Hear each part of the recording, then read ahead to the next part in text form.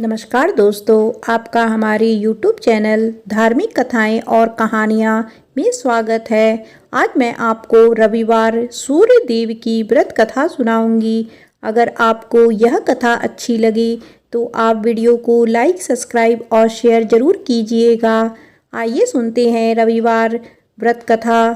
प्राचीन काल में एक बुढ़िया रहती थी। वह नियमित रूप से रविवार का व्रत करती। रविवार के दिन सूर्य उदय से पहले उठकर बुढ़िया स्नान आदि से निवृत्त होकर आंगन को गोबर से लीपकर स्वच्छ करती। उसके बाद सूर्य भगवान की पूजा करते हुए रविवार का व्रत कथा सुनकर सूर्य भगवान का भोग लगाकर दिन में एक समय भोजन करती। सूर्य भगवान की अनुकंपा से बुढ़िया को किसी भी प्रकार की चिंता व कष्ट नहीं था। धीरे धीरे उसका घर धन्य धान से भर गया। उस बुढ़िया को सुखी होते देख उसकी पड़ोसन उससे बुरी तरह जलने लगी। बुढ़िया ने कोई गाय नहीं पाल रखी थी, अतः वह अपनी पड़ोसन की आंगन में बंधी गाय का गोबर लाती थी। पड़ोसन ने कुछ सोचकर अपनी गाय को घर के भीतर बांध दिया। रविवार को गोबर ना मिलने से बुढ़िया अपना आंगन नहीं लीप सकी। आंगन नहीं लीप सकने के कारण उस बुढ़िया ने सूर्य भगवान को भोग नहीं लगाया और उस दिन स्वयं भी भोजन नहीं किया। सूर्यास्त होने पर बुढ़िया भूखी प्यासी हो सो गई। रात्रि में सूर्य भगवान ने उसे स्वप्न में दर्शन दिए और व्रत ना करने तथा उन्हें भोग ना लगाने का कारण पूछा। बुढ़िया ने बहुत ही करुणा स्वर में पड़ोसन के द्वारा घर के अंदर गाय बांधने और गोबर ना मिल पाने की बात कही। सूर्य भगवान ने अपनी अनन्य भक्त बुढ़िया की परेशानी का कारण जानकर उसके सब दुख दूर करते हुए कहा, हे माता, तुम प्रत्येक रविवार को मेरी पूजा और व्रत करती हो। मैं तुमसे अति प्रसन्न हूँ और तुम्हें ऐसी गाय प्रदान करता हूँ जो तुम्हारे घर आंगन को धन्य धान से भर देगी।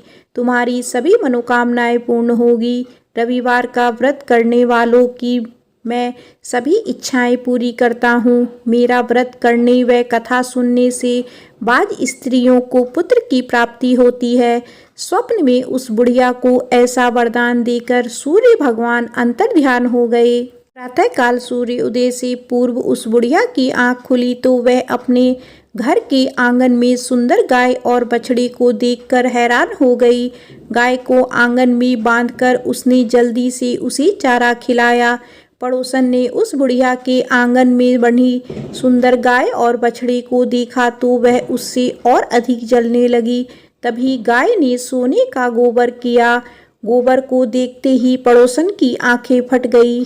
पड़ोसन ने उस बुढ़िया को आसपास ना पाकर तुरंत उस गोबर को उठाया और अपने घर ले गई और अपनी गाय के गोबर को वहां रख आई।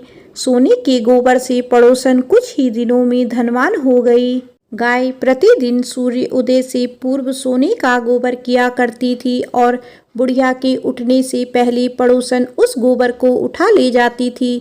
बहुत दिनों तक बुढ़िया को सोने के गोबर के बारे में कुछ पता ही नहीं चला। बुढ़िया पहले की तरह हर रविवार को भगवान सूर्य देव का व्रत करती रही और कथा सुनती रही। लेकिन सूर्य भगवान को जब पड़ोसन की चालाकी का पता चला तो उन्होंने तेज आंधी चलाई। आंधी का प्रकोप देखकर बुढ़िया ने गाय को घर के भीतर बांध दिया। सुबह उठकर बुढ़िया ने सोने का गोबर देखा। उसे बहुत आश्चर्य हुआ। उस दिन के बाद बुढ़िया गाय को घर के भीतर बांधने लगी। सोने के गोबर से बुढ़िया कुछ ही दिन में बहुत धनी हो गई। उस बुढ़िया के धनी होने से पड़ोसन बुरी तरह जल भुनकर राख हो गई और उसने अपने पति को समझा बुझाकर उस नगर के राजा के पास भेज दिया। राजा को जब बुढ़िया के पास सोने के गोबर देने वाली गाय के बारे में पता चला तो उसने अपने सैनिक भेजकर बुढ़िया की गाय लाने का आदेश दिया। सैनिक उस बुढ़िया के घर पहुंचे। उस समय बुढ़िया सूर्य देव को भोग लगाकर स्वयं भोजन ग्रहण करने वाली थी। राजा के सैनिक ने गाय और बछड़े को खोला और अपने साथ महल की ओर ले चले। बुढ़िया ने सैनिकों से गाय और बछड़े को ना ले जाने की प्रार्थना की, बहुत रोई चिल्लाई, लेकिन राजा के सैनिक नहीं माने। गाय व बछड़ी के चली जाने से बुढ़िया को बहुत दुख हुआ। उस दिन उसने कुछ नहीं खाया और सारी रात सूर्य भगवान से गाय व बछड़ी को लौटाने के लिए प्रार्थना करती रही। सुंदर गाय को देखकर राजा बहुत खुश हुआ। सुबह जब राजा ने सोने का गोबर देखा तो उसके आश्चर्य का ठिकाना ना रहा। उधर सूर्य भगवान को भूखी प्यासी बुढ़िया को इस तरह प्रार्थना करते देख उस पर बहुत करुणा आई। उसी रात सूर्य भगवान ने राजा को स्वप्न में कहा, राजन, बुढ़िया की गाय और बछड़ा तुरंत लौटा दो, नहीं तो तुम पर विपत्तियां का पहाड़ टूट पड़ेगा, तुम्हारा महल नष्ट हो जाएगा। सूर्य भगवान के स्वप्न से बुरी तरह भयभीत राजा ने प्रातः उठते ही गाय और बछड़ा बुढ़िया को लौटा दिया। राजा ने बहुत सा धन देकर बुढ़िया से अपनी गलती के लिए क्षमा मांगी। राजा ने पड़ोसन और उसके पति को उसकी इस दुष्टता के लिए दंड दिया। फिर राजा ने पूरे राज्य में घोषणा करवाई कि सभी स्त्री पुरुष रविवार का व्रत किया करें। रविवार का व्रत करने से सभी लोगों के घर धन्य धान्य से भर जाएंगे। चारों ओर खुशियां छा गई। सभी लोगों के शारीरिक कष्ट दूर हो गए। राज्य में सभी स्त्री पुरुष सुखी जीवन यापन करने लगे। बोलो सूर्य भगवान की जय। आइए सुनते हैं भगवान सूर्य नारायण की कथा। एक ब्राह्मण था, वह सूरज भगवान का भक्त था। नहाता धोता कहानी कहता था, पर कमाता कुछ भी नहीं था। ब्राह्मण घर में रहता तो ब्राह्मणी बार बार कमाने के लिए परेशान करती। बाहर कहीं जाता तो अड़ोसी पड़ोसी भी उसे निकम्मा कहकर अपमानित करते। अतः एक दिन वह नहा धोकर अपने पूजन की सामग्री लेकर वह जंगल में चला गया। वहाँ एक सूखे पीपल का पेड़ के नीचे बैठकर पूजा पाठ करी और सूरज भगवान की कथा कही। वहाँ पीपल के पास एक सूखा सा तालाब भी था। उसमें थोड़ा सा ही पानी था। उसी पानी से लोटा भरकर सूर्य भगवान को जल चढ़ाया। पूजा का जल बहकर पीपल और सूखे तालाब में भी गया। जल के जाते ही सूखा पीपल हरा भरा तथा सूखा तालाब साफ पानी से भर गया। उस जल में सूर्य भगवान दिखाई देने लगे और कहने लगे, ब्राह्मण, मांग तू क्या मांगता है। ब्राह्मण ने सुना तो वो घबरा गया। सोचने लगता है पीपल में कोई भूत रहता है। रोज जब वह पूजा करता तभी आवाज आती। सुन सुनकर वह चिंता के कारण दुबला होने लगा। ब्राह्मणी कभी कभी ब्राह्मण से मिलने जंगल आती थी। उसने ब्राह्मण से पूछा, आप प्रतिदिन दुबले क्यों हुए जा रहे हैं। तब ब्राह्मण ने सारा हाल बताया। तब ब्राह्मणी ने कहा कि आपके बाद ही आवाज़ आती है ना। मुझे तो लगता है कि सूर्य भगवान स्वयं आते हैं। इस बार जब आवाज़ आए तो तुम सब कुछ मांग लेना। ब्राह्मण ने बोला, कैसे मांगूं? ज़्यादा कुछ कहना होगा तो मैं भूल जाऊंगा। कोई ऐसी तरकीब बताओ जिससे कम शब्दों में ज़्यादा कुछ मिल जाए। ब्राह्मणी ने कहा, तुम इस प्रकार कहना, 9 खंडे महल के अंदर सोने के पालने में पड़पोते को दास दासियां द्वारा खिलाती अपनी आँखों से देखूं। इस प्रकार लंबी उम्र, महल, बेटे पोते, पड़पोते और धन सब मिल जाए। क्योंकि जब धन होगा तभी तो सोने का पलंग, दास दासियां होंगे और आंखें घुटने ठीक होंगे। तभी तो पड़पोते को सोने के पालने में झूला झूला सकेंगे और देख सकेंगे। दूसरे दिन पूजा के बाद आवाज़ आई तो ब्राह्मण ने वैसा ही कहा जैसा ब्राह्मणी ने समझाया था। सूरज भगवान ने कहा, दिखने में तो भोला भाला लगता है, पर एक ही बार में सब मांग लिया। सूरज भगवान ने कहा, जा तेरी इच्छा पूरी होगी। ब्राह्मण जंगल से घर आया तो देखा कि उसकी टूटी हुई झोपड़ी की जगह एक नौखंडा महल खड़ा है। दास दासी आ जा रहे थे।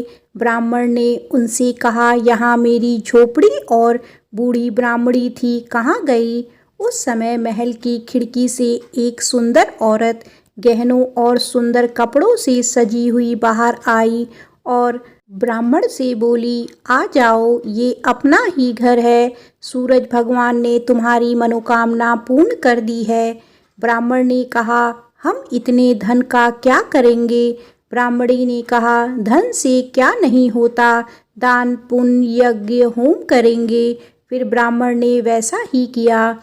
अब सब राजा की जगह ब्राह्मण का गुणगान करने लगे। राजा ने यह सब सुनकर ब्राह्मण को बुलाया और पूछा, कल तक तो आपको खाना भी नहीं मिलता था, आज ये धन कहाँ से आ गया? कहाँ से चोरी डाका डाला? ब्राह्मण ने कहा कि यह सब तो सूर्य भगवान की कृपा है और सारी कहानी राजा को बता दी। राजा ने कहा, मेरे पुत्र नहीं है तो मुझे क्या करना चाहिए? ब्राह्मण ने राजा को सूर्य भगवान की पूजा की विधि बताई। राजा ने वैसा ही किया जो उसके पुत्र हो गया। सब लोग सूर्य भगवान की जय जय बोलने लगे। हे सूर्य भगवान, जैसा ब्राह्मण और राजा की मनोकामना पूर्ण की, वैसी सबकी करना। कहानी कहने वाले की, कहानी सुनने वालों की, सबकी मनोकामना पूर्ण करना। बोलो सूर्य भगवान की जय। आइए सुनते हैं सूरज भगवान की रोट के व्रत वाली कहानी। किसी गांव में एक माँ और उसकी बेटी दोनों सूरज जी की व्रत किया करती थी। एक बार सूरज जी के व्रत वाले दिन माँ ने बेटी से कहा, मैं पानी लेने जा रही हूँ, तू 2 रोट बना कर रख लेना, एक छोटा और एक बड़ा रोट बनाना जो हम पूरा खा सकें, क्योंकि रोट को जूठा नहीं छोड़ते। रोट के आटे में नमक मत डालना, यह अलुना होता है। माँ पानी भरने चली गई और बेटी रोट बनाने लगी। तभी सूरज भगवान एक साधु बाबा का वेश बनाकर वहाँ आए और भिक्षा मांगने लगे। लड़की ने कहा, मेरी माँ का रोट तो बन गया है, पर मेरा रोट बनेगा, उसमें से आपको दूंगी। बाबा ने कहा, जो रोट बन चुका है उसी में से दे दो, नहीं तो मैं जा रहा हूँ। लड़की ने माँ के रोट में से टुकड़ा तोड़ कर दे दिया। जब माँ वापस आई तो बहुत नाराज हुई और बोली, हे लड़की, मेरी रोटी का टुकड़ा दे दिया, मेरी रोटी मुझे साबुत दे।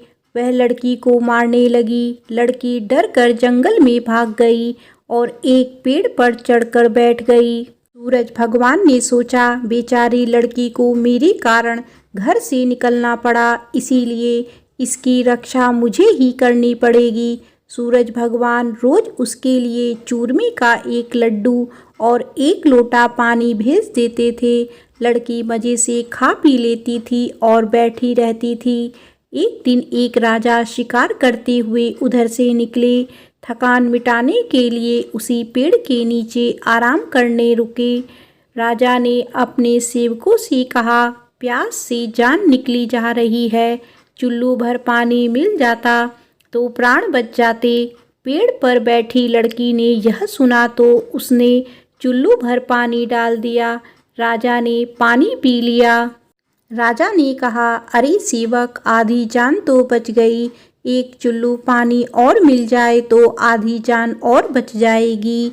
लड़की ने फिर एक चुल्लू पानी डाल दिया। राजा ने पी लिया। राजा को आश्चर्य हुआ। उसने सेवक से कहा, ऊपर अवश्य कोई है, तू ऊपर चढ़ और देख कौन है। सेवक ऊपर चढ़ा तो उसे लड़की मिली। लड़की ने सेवक से कहा, भैया, तुम ये स्वादिष्ट लड्डू खा लो और पानी पी लो, पर राजा को मेरे बारे में मत बताना। कह देना कि ऊपर कोई नहीं है, पता नहीं राजा मेरे साथ कैसा व्यवहार करेंगे। सेवक भूख प्यास से परेशान था। उसने लड्डू खाया, पानी पिया और नीचे जाकर राजा से कह दिया कि ऊपर कोई नहीं है। राजा ने सेवक से कहा, तू ऊपर गया तब तो थका हुआ था और आया तो तरोताजा दिख रहा है। नहाया और खाया हुआ मनुष्य छिपता नहीं है। मुझे शक हो रहा है, मैं खुद ऊपर जाकर देखता हूँ। राजा पेड़ पर चढ़ा, वहाँ सुंदर सी ब्राह्मण कन्या को पाया। राजा ने कहा, डरो नहीं, तुम बहुत सुंदर हो, मेरे साथ चलो, मैं तुमसे विवाह करना चाहता हूँ। लड़की राजा के साथ चली गई। राजा ने उसके साथ विवाह कर लिया। साल भर में ही उसने एक सुंदर बालक को जन्म दिया। उसकी अन्य रानियां उसकी देवरानी, जेठानी और उसके पुत्र की सुंदरता से जलने लगी थी। सूरज भगवान का व्रत आया। लड़की रानी ने व्रत के लिए रोट बनाया। दूसरी रानियों ने राजा से कहा, तुम्हारी नई रानी को रोट बनाना नहीं आता, उसका बनाया हुआ रोट खाओगे तो आपका पेट दुखेगा, रानी खाएगी तो कुंवर का पेट दुखेगा। नई रानी ने यह सब बात सुन ली और उसने रोट को थाली के नीचे छुपा दिया और सूर्य भगवान से सहायता के लिए प्रार्थना करने लगी। राजा ने जब पूछा कि थाली के नीचे क्या है, तो उसने कहा कि मेरे गरीब पीहर से आया हुआ उपहार है। राजा ने थाली उठाई तो देखा उसके नीचे सोने का चक्र था। राजा ने कहा, वाह, गरीब पीहर वालों का ऐसा उपहार। नई रानी चुप रही। एक दिन रानी खिड़की में खड़ी थी, तभी उसे अपनी माँ दिखाई थी, जो दरिद्र अवस्था में छाजले बेच रही थी। उसने सोचा, माँ को यहाँ बुला लें तो यहाँ आराम से रह लेगी। इतने नौकर चाकरों में वह भी कुछ काम कर लेगी और किसी को पता भी नहीं चलेगा। उसने माँ को बुलाया। रानी की माँ आते ही वही बात दोहराने लगी, हे लड़की, मेरी रोटी का टुकड़ा दे दिया, मुझे मेरी साबुत रोटी दे। रानी ने सोचा, कहीं सबको पता ना चल जाए कि मैं अपनी माँ को इस तरह महल में बुलाया है, मुसीबत हो सकती है। उसने माँ को चुपचाप एक कमरे में रहने को कहा, बाहर से ताला लगा दिया। रानी की देवरानी, जेठानी व अन्य रानियां राजा से कहने लगी कि रानी का व्यवहार संदेह पैदा करता है। एक औरत महल में घुसी थी पर वह वापस नहीं निकली। छोटी रानी यह सुन लिया। वह सूर्य भगवान से इस विपत्ति से बचने की प्रार्थना करने लगी। राजा ने वहां आकर उस कमरे की चाबी मांगी। राजा ने कमरा खोला तो वहां सोने की एक मूर्ति थी। राजा ने पूछा, यह मूर्ति कहाँ से आई? रानी ने कहा, मेरे गरीब से पीहर का उपहार है। राजा ने कहा, तुम्हारे गरीब पीहर से इतने कीमती उपहार आते हैं, मुझे तुम्हारा पीहर देखना है, हम वहाँ चलेंगे। रानी ने फिर सूरज भगवान से मदद मांगी। सूरज भगवान ने कहा कि मैं सवा पहर की व्यवस्था तो कर दूंगा, लेकिन फिर मुझे दूसरी नगरी में उजाला करने जाना होगा। सूर्य भगवान ने जंगल में माया नगरी बसा दी। महल, झरोखे, बाग बगीचे, रिश्तेदार आदि सब माया से बना दिए। महल की रसोई में कई प्रकार के व्यंजन बन रहे थे। सबसे मिलकर और खा पी कर रानी ने राजा से वापस चलने को कहा। राजा ने कहा, जल्दी क्या है, थोड़ा आराम कर ले। रानी ने बड़ी मुश्किल से राजा को वापस चलने के लिए मना लिया और वे रवाना हो गए। थोड़ी दूर जाने के बाद राजा को ध्यान आया कि उनकी कटार वहीं रह गई है। राजा ने सेवक को कटार लाने भेज दिया। सेवक वहां गया तो देखा कि वहां जंगल के सिवा कुछ भी नहीं था। कटार झाड़ी में पड़ी मिली। कटार लेकर सेवक आया और उसने यह सब राजा को बताया। राजा को पहले ही शक था। उसने तलवार निकाली और गुस्से में आकर रानी से सच बताने को कहा।